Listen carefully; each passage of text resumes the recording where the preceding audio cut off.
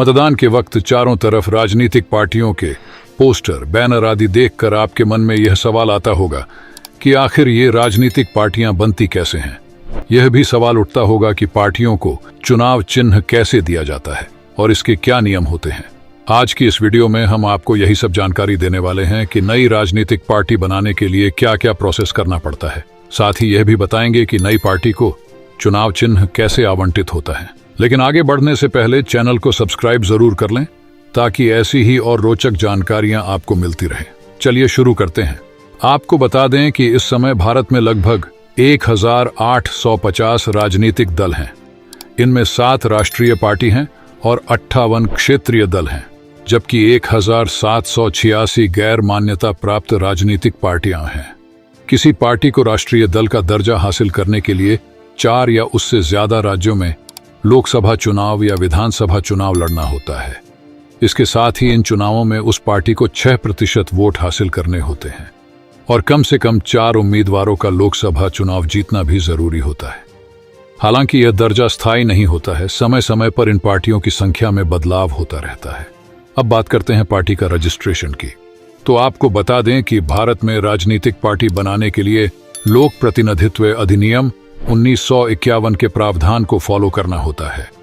चुनाव आयोग द्वारा दी गई जानकारी के मुताबिक सबसे पहले नई पार्टी बनाने वाले व्यक्ति को साधारण प्रोसेस की तरह चुनाव आयोग की वेबसाइट पर उपलब्ध एक फॉर्म भरना होता है और इसे भरकर निर्वाचन आयोग को 30 दिन के भीतर भेजना होता है।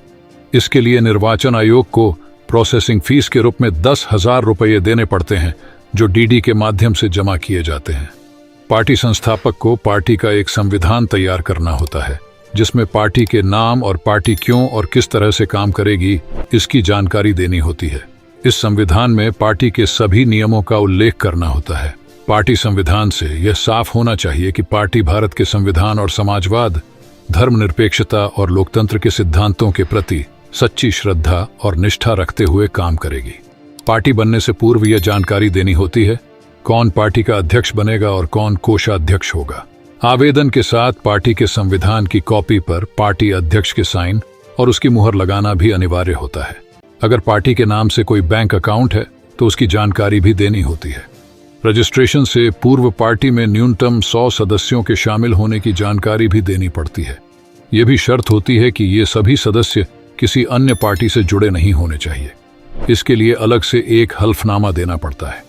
वहीं अन्य पदाधिकारी, कार्यकारी समिति, कार्यकारी परिषद आदि की जानकारी भी देनी पड़ती है। अब बात करते हैं कि चुनाव चिन्ह कैसे आवंटित होता है। बता दें कि चुनाव आयोग ही राजनीतिक पार्टियों को चुनाव चिन्ह आवंटित करता है। संविधान के आर्टिकल 324 के तहत चुनाव आयोग को यह शक्ति प्रदान है, जिसका इस्तेमाल करके चुनाव आयोग चुनाव चिन्ह आवंटित करता है। चुनाव आयोग के पास बीते सालों में आवंटित हो चुके सभी चुनाव चिन्हों की सूची होती है। वहीं एक अन्य सूची भी होती है जिसमें 100 ऐसे चुनाव चिन्ह होते हैं जिन्हें अभी तक किसी भी पार्टी को आवंटित नहीं किया गया है। इन्हीं चुनाव चिन्ह में से नई पार्टियों को चुनाव चिन्ह आवंटित किए जाते हैं। हालांकि चुनाव आयोग इस बात को ध्यान में रखता है कि वही चुनाव चिन्ह आवंटित किया जाए जिसे मतदाता आसानी से पहचान और याद रख सके। आशा करते हैं कि दी गई जानकारी आपको जरूर पसंद आई होगी।